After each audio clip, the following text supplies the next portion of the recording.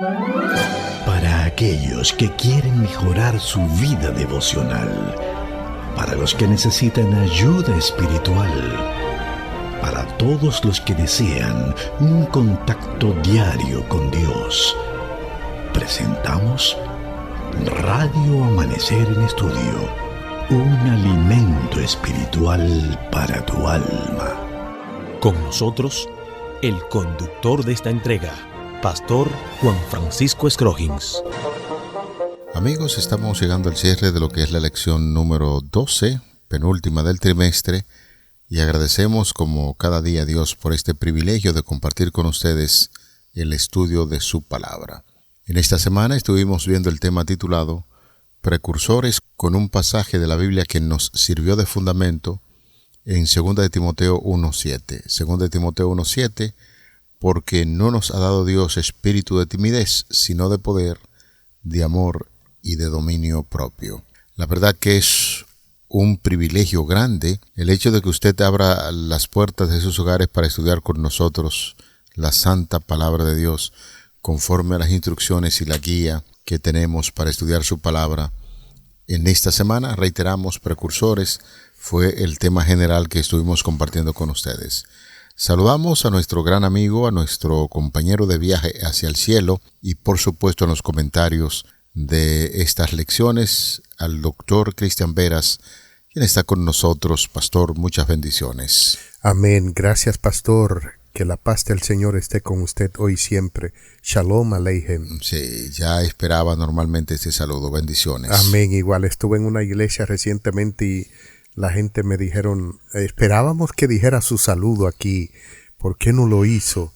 Y de hecho le mandaron saludos el hermano Jonathan Baez, saludos a él y a la iglesia Centro Arroyo Hondo. A todos allá un abrazo. Gracias Jonathan, y a todos los hermanos de Arroyo Hondo, muchas bendiciones. Amén. Vamos a orar. Bendito Dios y Padre Celestial, ponemos el estudio del día de hoy en tu mano, para que tú nos dirijas a través de tu Espíritu Santo y que los conceptos que hemos de ver en tu palabra sean de bendición para nosotros. En el nombre de Jesús. Amén. Amén, amén. Durante las 2 últimas semanas hemos estudiado relatos bíblicos, entre ellos salmos, que contienen alusiones a profecía futura. Sin embargo, estas proyecciones hacia el futuro eran solo percepciones indirectas que nos preparaban para recibir y comprender lo que es el mensaje profético. En esta lección estuvimos prestando mucha atención a las profecías que se refieren explícitamente al tiempo del fin. Y es importante recordar que mientras estamos estudiando la lección, la Biblia no es solo un libro de bellas historias que están escritas allí para nuestro entretenimiento, jamás. Tampoco es simplemente un libro de edificación espiritual y moral.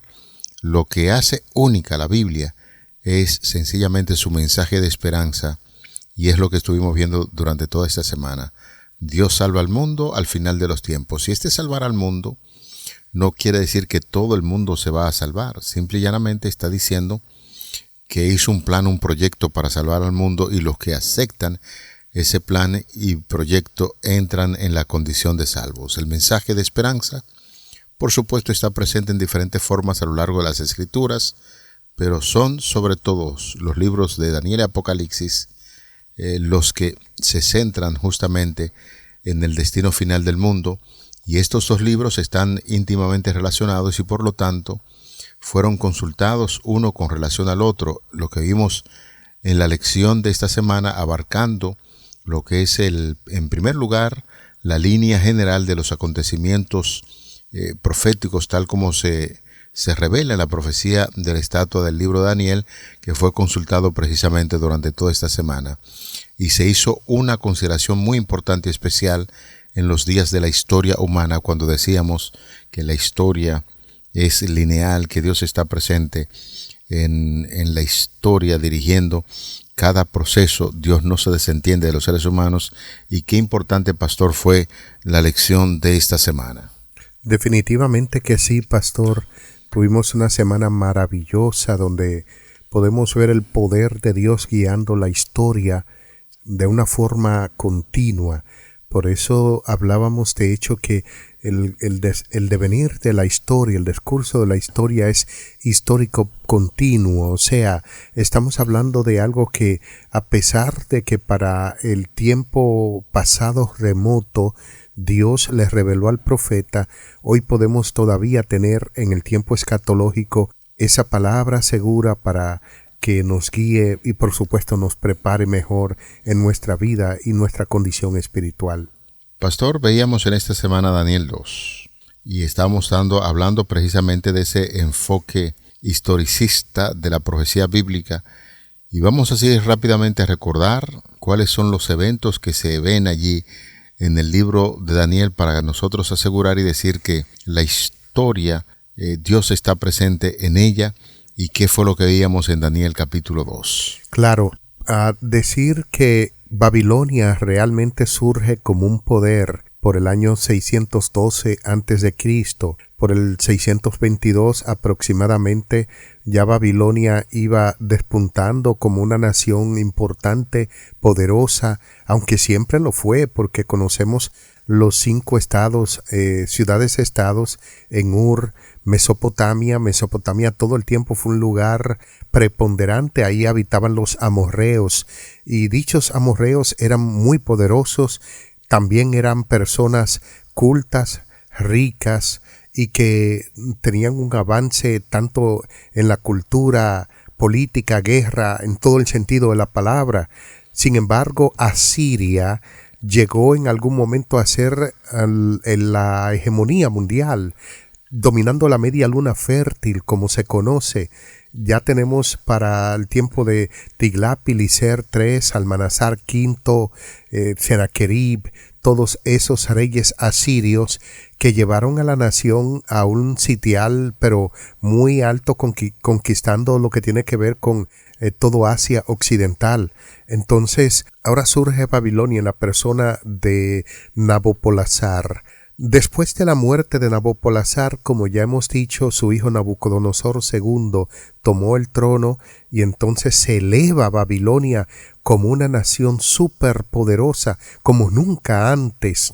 Nabucodonosor es el monarca que lleva a Babilonia a su reinado o de oro, su reinado de esplendor, y es donde por el año 603, aproximadamente 602, Dios le revela el sueño al rey para mostrarle que él tiene el control del futuro, está al control de todo, y que no hay un solo imperio que salga bajo el control de Dios.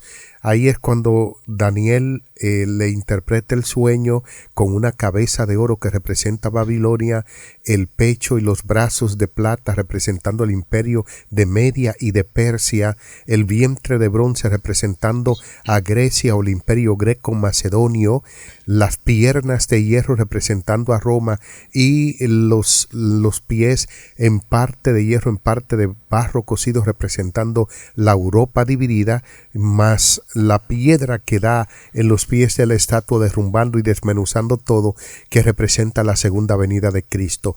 Ese es el contenido en un resumen del libro de Daniel, capítulo 2, y que nos presenta una visión panorámica del futuro desde el momento del profeta hasta la segunda venida de Cristo, demostrando que Dios tiene el control de la historia, tiene el control del universo y tiene el control, por supuesto, de la profecía. Este es un tema siempre que será discutido, un tema que fascina de verdad por la forma en que se fueron cumpliendo cada uno de esos acontecimientos y cómo se están cumpliendo. Definitivamente que eso nos ayudó a entender un punto muy importante. Dios definió el destino de la historia y Dios está presente en ella con esa maravillosa piedra que toca los pies de la estatua para representar el reino de Cristo cuando sea establecido muy pronto. Pastor, a sabiendas de que Nabucodonosor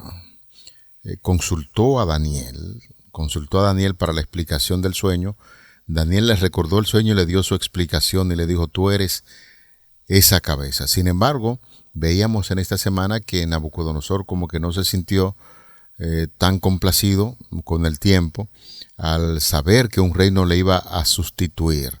Cuéntenos un poquito sobre esa idea que estamos estudiando en esta semana. Bueno, eso es cuando Nabucodonosor piensa que él puede ser gobernante para siempre, extender su dominio más allá de su propia vida o existencia. Se creyó un Dios inmortal y entonces decide hacer una estatua de oro. Está diciendo, si yo fallo algún día, yo seré el monarca para siempre, pero si fallo, mi dinastía, mis hijos van a extender este dominio y no pasará a otro reino. No será de otra dinastía, va a ser el reinado de Nabucodonosor para siempre, y manda a hacer una estatua de oro completo, representando el reinado no solo de Babilonia, sino de Nabucodonosor en particular. En este caso, pues estamos haciendo una comparación entre el libro de Daniel capítulo 3 y lo que enseña el libro de Apocalipsis, específicamente en lo que tiene que ver con un asunto de adoración, que el capítulo 13, el 13 y el 13 del libro de Apocalipsis están íntimamente relacionados. ¿En qué consistía ese estudio que estamos realizando? Consistía en una intertextualidad bíblica que hace Apocalipsis capítulo 13 de Daniel capítulo 3. Lo primero es que hay una estatua, una imagen, y esa imagen es invitada a ser adorada por obligación, por imposición, en ambos casos. Entonces hay un megalómano gobernando. En Daniel hay un megalómano gobernando llamado Nabucodonosor, pero en Apocalipsis aquí tenemos, por ejemplo, un gobernante megalómano que es político religioso y que exige adoración como si él fuese Dios. De manera que cuando comenzamos a ver paralelamente en ambos eventos hay decreto de muerte tanto para uno como para otro, y se persigue al pueblo de Dios y se ridiculiza al pueblo de Dios porque no sucumbió ante la adoración a dicha imagen. Así que hay un tema, hay léxico, hay intertextualidad bíblica en lo que tiene que ver con Apocalipsis 13, Daniel capítulo 3. Ante la exigencia de adoración veíamos en esta semana que aparecen jóvenes modelos que desafiaron incluso al mismo monarca y le dijeron no, eso de estar adorando estatua y cosas, nosotros no tenemos dioses, solamente tenemos un Dios que es Jehová de los ejércitos. Y ante lo que se veía venir, la imposición de la muerte de estos muchachos, dijeron, mire, de eso no hay que consultar, porque ya nosotros tenemos una decisión y nuestra creencia es muy firme. De ese horno que ustedes piensan echarnos porque no adoramos la estatua, Dios puede ayudarnos. Si a Él le place decir que no, tampoco vamos a adorar esa estatua, porque Dios tiene sencillamente un plan especial para nuestras vidas y el único que debe ser adorado es Dios. En Apocalipsis capítulo 13 y quizás el 14, ante una situación como esta en los días finales, ¿cuál es el tipo de recomendación, pastor, que estamos haciendo a las personas en torno a lo que es la adoración? Bueno, decíamos que adorar no significa solamente rendirle pleitesía a una imagen per se. También es rendir la voluntad, el pensamiento. Es cuando nosotros damos nuestro ser, lo mejor de nosotros, para algo que es creado y que no es el creador, como el caso de Dios. El llamado es adorar al creador en lugar de las criaturas. Y por supuesto, esto tiene que ver con los mandamientos de Dios. Bajo ningún concepto va desligado, porque hay un poder que se conoce como la bestia en Apocalipsis capítulo 13, conocido como el sistema papal, incluso por algunos que son miembros de dicha denominación, como eruditos que han escrito, Joaquín de Flores, Hipólito y otros que han escrito y han confirmado que dicho poder es ese, y no es para ofender, todo lo contrario, simplemente es porque la verdad tiene que ser presentada, porque si nosotros callamos, las piedras hablarán. Si nosotros no decimos, Dios levantará a alguien más que lo haga. Y por eso es necesario decir que no existe ningún otro poder digno de ser adorado que Jesús. que Dios, que el gobierno divino. Cuando hablo del gobierno divino estoy hablando de la deidad, que son los únicos objetos dignos de adoración, la deidad, nadie más, ningún ser creado, ni Satanás, ni ningún líder religioso en la tierra, nadie en lo absoluto merece ser adorado, solamente Dios. Y que el libro de Apocalipsis, el capítulo 4, dice, ¿quién es digno de ser adorado? En el capítulo 4 dice que es el Creador. Tú eres digno de ser adorado porque creaste todas las cosas. Y en el capítulo 5 dice que es digno de ser adorado porque es el recreador, o sea, el Redentor. Así que es Dios como Creador y Redentor quien merece toda adoración, y nuestro consejo es para que en tu mente, en tu vida, haya espacio para la adoración genuina a Dios. Pastor, en esta semana estuvimos estudiando sobre la persecución a la iglesia primitiva o la primera iglesia. Y nos dimos cuenta de que todo aquel que quiere permanecer firme en el Señor y hacer su voluntad va a sufrir grandes persecuciones. Y eso lo estamos viendo durante toda la semana. Cuando entramos entonces al libro de Hechos, capítulo 12, los versículos del 1 al 19, nos damos cuenta de que muchos de los apóstoles fueron perseguidos, incluso muchos pagaron con su vida el hecho de mantenerse firme al Señor y predicando acerca de la resurrección de nuestro Señor Jesucristo, de su muerte, su resurrección y su ascensión. Ese era el mensaje de los apóstoles. Y eso trajo grandes persecuciones a los hijos de Dios en ese tiempo. ¿Será acaso que el hecho de nosotros, mirando la historia de cómo el enemigo utilizó poderes perseguidores, como es el caso de Roma, también se va a dar en este tiempo, y ante una situación de persecución, en donde se ampara el ser humano para que, a pesar de las persecuciones, mantenerse firmes en el Señor? Es una pregunta fascinante. La respuesta es que sí. Habrá al menos una o dos persecuciones para el pueblo de Dios en los últimos días, y deja mucho decir que es por el mismo poder perseguidor, el mismo poder que persiguió por 1260 años, donde más de 150 millones de cristianos murieron, perdieron sus vidas por causa de la palabra de Dios, volverán también a ser perseguidos. Pero usted en su pregunta decía que en esos momentos, ¿en quién debemos confiar? La respuesta es, nuestra esperanza debe estar en todo momento en Dios.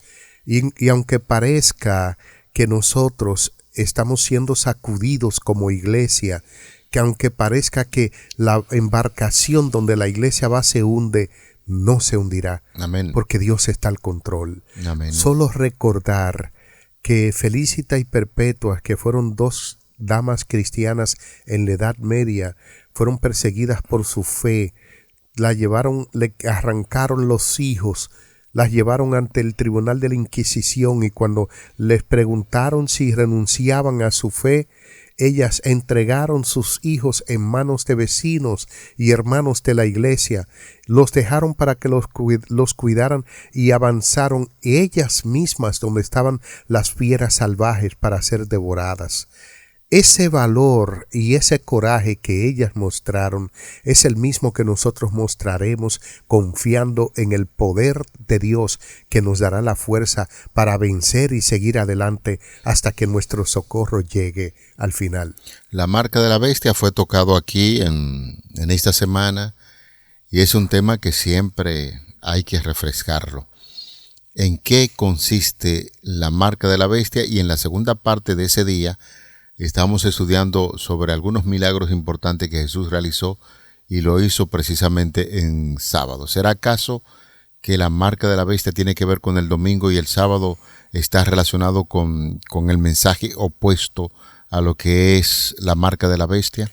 Bueno, realmente, contestando a su pregunta, pastor, la marca de la bestia no es un estigma, decíamos, no es una marca visible, no es un sello que se le coloca en la frente o en la mano a los creyentes o a los no creyentes. La marca de la bestia tiene que ver con un falso día de adoración, y el sello de Dios tiene que ver con un día genuino, ordenado por Dios de adoración.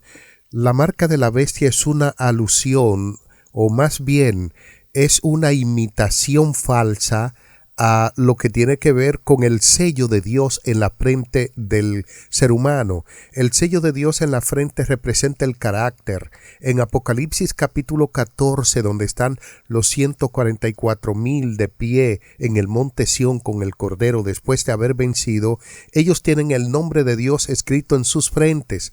Esto indica que el carácter de Dios ha sido puesto sobre ellos, y sus pensamientos, toda su mente, toda su voluntad está puesta en Dios, y no hay forma de pecar, no hay forma de negar su fe.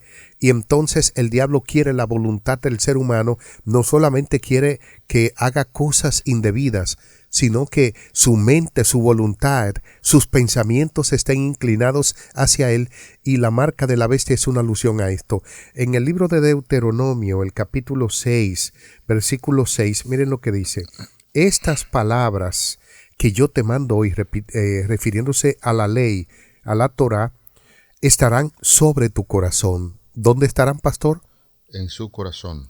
Y luego dice: se las repetirás a tus hijos, y les hablarás de ellas estando en tu casa y andando por el camino al acostarte y cuando te levantes. La atarás como una señal en tu mano, y estarán como frontales entre tus ojos. Noten, en la frente.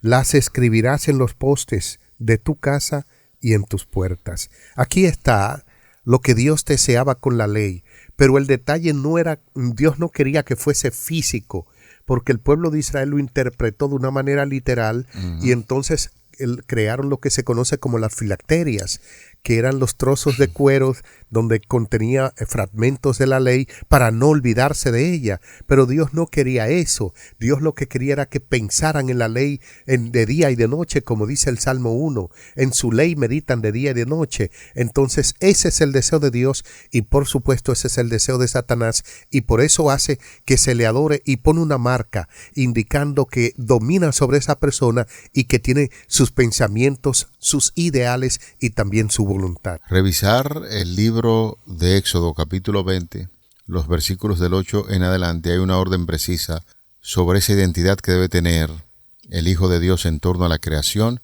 Es la observancia del día sábado como día de descanso. Ya hemos dicho en reiteradas ocasiones que la Iglesia Popular ha tratado de vender la idea que el domingo es el día de la familia, y nosotros hemos dicho en reiteradas ocasiones que el verdadero día de la familia es el día de reposo, el sábado, porque cuando Dios hizo la familia, le prometió hacer un encuentro en un espacio de tiempo de 24 horas que llamó sábado desde la creación. Por lo tanto, ha sido un tema muy recurrente de si este es el día que Dios santificó o si este es el día de la familia. La palabra de Dios, las Santas Escrituras destacan que el día de la familia es el día sábado. El sábado fue hecho por causa del hombre y no el hombre por causa del sábado, y por lo tanto nosotros debemos tener un asunto firme en cuanto a la decisión de observar los mandamientos de la ley de Dios, y ahí definitivamente está incluido el día sábado. Nunca ha sido abolido. El mismo Señor Jesucristo habló de esto en el Evangelio de Mateo cuando dice: no penséis que he venido a abolir la ley o los profetas, no he venido para abolir sino para cumplir.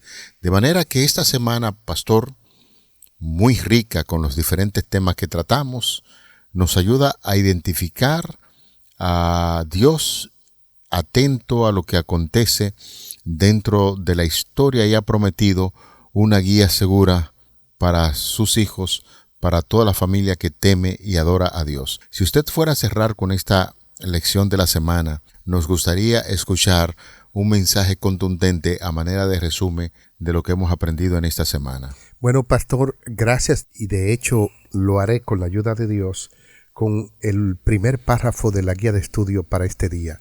Y oiga lo que dice el autor: en todos los tiempos Dios se valió de santos ángeles para socorrer y librar a su pueblo. Los seres celestiales tomaron parte activa en los asuntos de los hombres, aparecieron con vestiduras que relucían como el rayo, vinieron como hombres con atuendo de caminantes. Hubo casos en que aparecieron ángeles en forma humana los siervos de Dios, descansaron bajo los robles al mediodía como si hubiesen estado cansados, aceptaron la hospitalidad en hogares humanos, sirvieron de guías y viajeros extraviados, con sus propias manos encendieron el fuego del altar, abrieron las puertas de las cárceles, libertaron a los siervos del Señor, vestidos de la armadura celestial, vinieron para quitar la piedra del sepulcro del Salvador. Esta cita que el autor da es de hecho de Elena de White y está en el libro El conflicto de los siglos, páginas 614-615. Termino diciendo que en el resumen que presenta Elena de White y aquel autor, lo que está diciendo es que las lecciones que se nos han presentado como ejemplo, como precursores de nuestros días finales, no son para que conozcamos una historia que pasó hace miles de años o cientos. Estas historias ocurren y están plasmadas para que sepamos que el mismo Dios que cuidó de su pueblo en el pasado es el mismo Dios que continúa y continuará guiando, cuidando y protegiendo a su pueblo en el futuro. Las vicisitudes y las angustias que hemos de pasar en los días finales, podemos contar con el socorro oportuno y seguro de nuestro Salvador. Aleluya. Qué linda manera para nosotros concluir esta lección. Qué mensaje de aliento. Vamos a mantenernos firmes porque la fuerza proviene de Dios y Él ha prometido esa fuerza a sus hijos. Vamos a mantenernos fieles estudiando la historia que tiene un fiel cumplimiento de lo que Dios ha establecido y su venida está cerca. Padre que estás en los cielos, nos dirigimos a ti en oración en esta hora para agradecer el estudio de tu palabra. Muchos conocimientos que deben venir, y así lo pedimos, acompañado de esa firme decisión de poner en práctica lo aprendido y que el Espíritu Santo día a día nos está fortaleciendo en este conocimiento para accionar en favor de los seres humanos que necesitan escuchar este tipo de orientación. Continúa con nosotros, guíanos, te lo pedimos en el nombre de Jesús. Amén. Para aquellos que quieren mejorar su vida devocional, para los que necesitan ayuda espiritual, para todos los que desean un contacto diario con Dios, hemos presentado Radio Amanecer en Estudio, un alimento espiritual para tu alma.